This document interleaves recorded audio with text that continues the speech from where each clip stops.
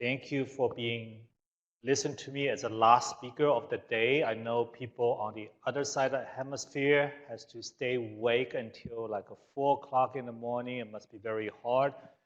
I hope my colleague Jonathan created enough attention. You'll still keep you awake and pay attention to what I'm saying.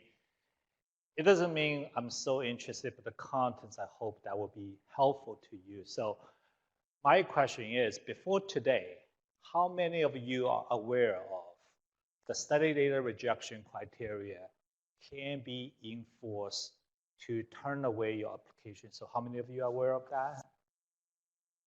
Oh, that's good. I'm surprised. I mean, previously when I was in DRA, in Fuse, very few hands were raised up. And so I'm very surprised. And also here people would say, don't worry about the study data technical rejection criteria. It's not required. FDA is not going to enforce it. That's simply not true. So that's why we're here, and we see there's a reason for us to bring this topic to you. And so you are aware of what is required, where we are, and what we see. So here we go. So this particular technical rejection criteria is as required per 745AA, and it says all the drug application sponsor must use standard defined in FDA data standard catalog starting 24 months after the final guidance for a specific submission type. In December 2014, we issued a providing regulatory submission in electronic format standardized study data guidance to industry. That also means 24 months after we issue this guidance. For NDA, BLA, ANDA, study started after December 17, 2016 must comply with this requirement. For commercial IND, that day is December 17, 2017. So after we publish this guidance, after the day December 16, 2017, we start to collect data. We start to collect the data for NDA BLA from December 18, 2016 to March 31, 2018 for the first round of analysis, as well as any of the commercial IND studies start after December 18, 2017. So we mainly check two arrows, 1734 and 1736. Both of them are high arrow that we indicated in the technical rejection criteria published at the time. So those are the numbers that we see. They are grouped by each of the application type. So for ANDA, we have a particularly high arrow report number, which is 38% of the studies that 38% of submissions can be rejected because of the reported high arrow of either 1734 or 1736.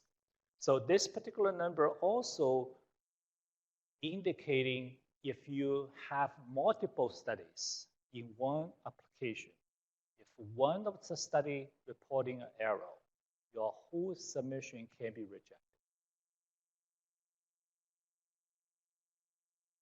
After this number gets shared with the public last year, mid of the year in Fuse and DRA at various conference, we do see some improvement from industry try to comply with this requirement.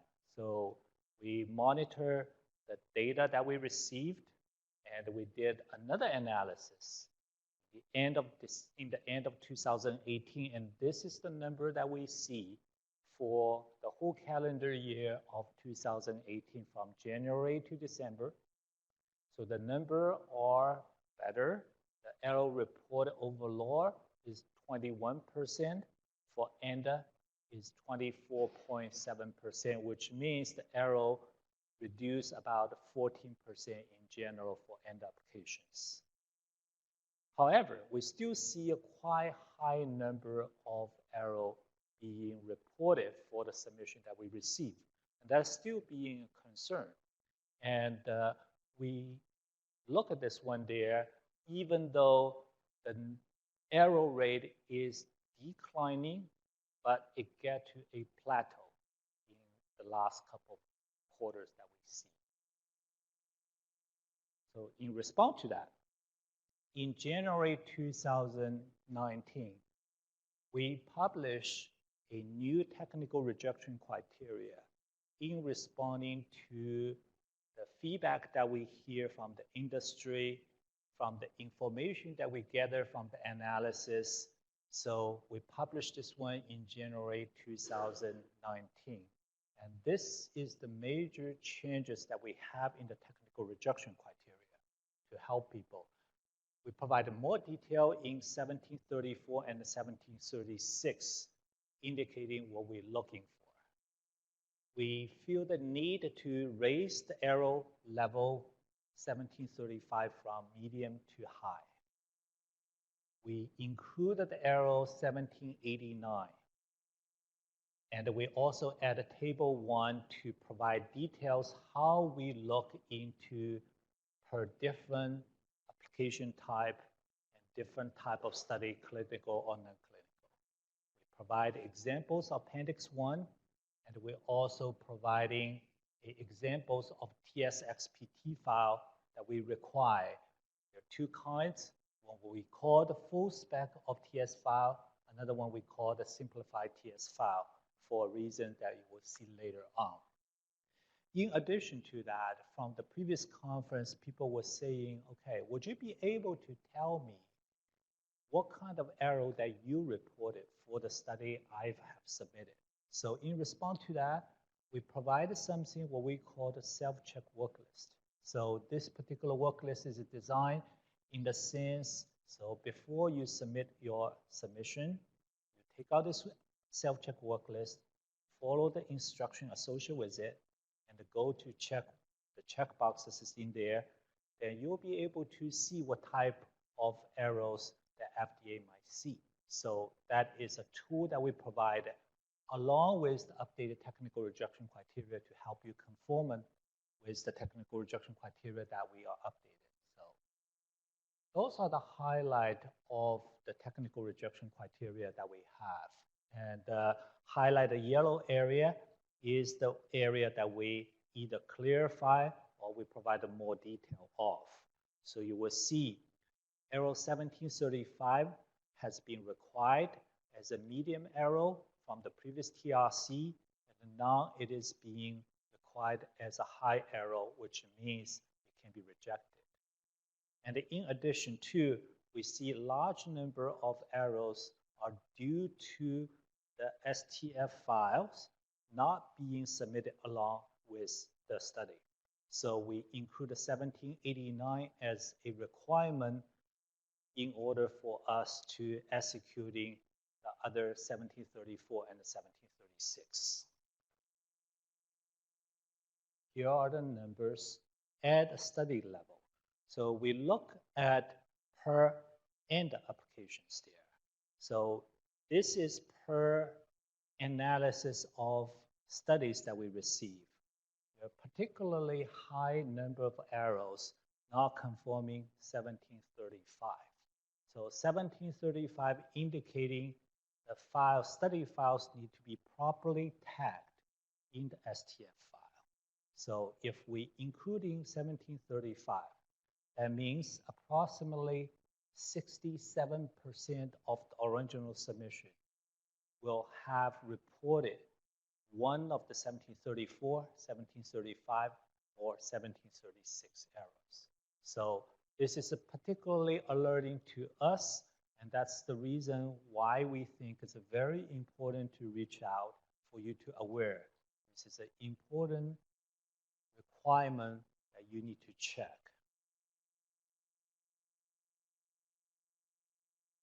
In the technical conformance guide associated with the technical rejection criteria, we also providing clarification of how the folder structure need to be conformed for the study that you submitted. Where to put your STF file and where to put your study data files. And we noticed many times people were confused where to put the STF file and the data files. And we also see people putting multiple study files in the same folder. So this folder structure is being updated in the technical conformance guide to help people understanding what we expected. If you combine multiple data set in the same folder, it will cause difficulty for us to validate those files as well. So that's a necessity to check as well. So additional effort is being made because we notice a high percentage of error is being reported against error 1734, which one, the sponsor indicating where the study start date is, so we can determine if we can enforce this technical rejection criteria or not. So this is a price of entry. And that tells us, okay, if your study start before the implementation date that we indicated earlier, such as December 17, 2016, we'll let it go. But if you don't tell us when the study start is prior or after that date, we have no way but to reject it. So that's an important file for us to check in order for us to locate that file. That's why we include 1735 files and 1789 files, 1735 and 1789 errors to help us reach that particular goal. Now, there's also a particular issue in the non-clinical, which is not applicable for the end application mostly, is for the non-clinical studies. We only have 30 days to review the safety issues of this IND submission, and we are requiring people submit a simplified TS file if the study start prior to the enforcement date, so which is much less field. So this one breaks down in each type of application in terms of a non-clinical study versus clinical study. What type of TS file is applicable? So for end application, you will see the last two sections. That's what you have here. And if it's prior to the enforcement date and it's clinical data, which is following module 5, a simplified TS file need to be provided if you include a XPT file. Right? So that way we will be able to tell that your study is started before the enforcement date, so we will not reject you. If the study start date is after the December 17, 2016, and we expect a full spec of TS file for module 5 clinical data. So, and in addition, those are the two errors that we have indicate as a high severity level that can be rejected as well. So the one I particularly highlight is 1735. A correct STF file text must be included for the standardized data set. And for the reason from the data that we received, we do see people naming the file text in any way. And we not only rely on the file names, but we rely on the file tag to tell if it's a defined file, it's a DM data set, so we'll be able to check 1736 error.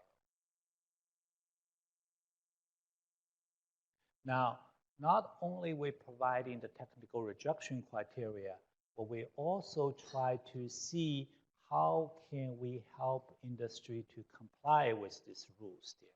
So those are the couple of things we did. Number one, we published those technical rejection criteria in FDA website. We also create what we call the SelfCheck worksheet, as well as instruction in the following slides that we will see. In addition, we also, the current eData team will be able to do sample data verification if you submit a sample data set to the eData team of FDA.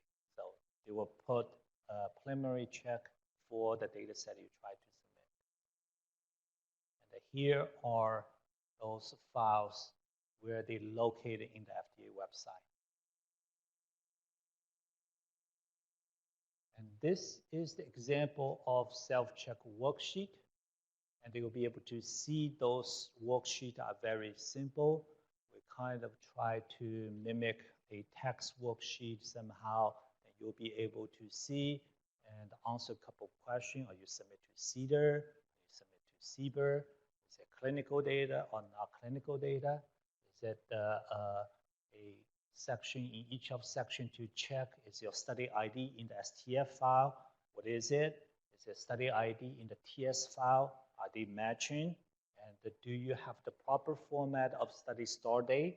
And this will help you to see, before you submit to FDA, what kind of error that you might have in your submissions when you prepare them. And if you will be able to address them ahead of time, it certainly will give you a better chance to get it through the gateway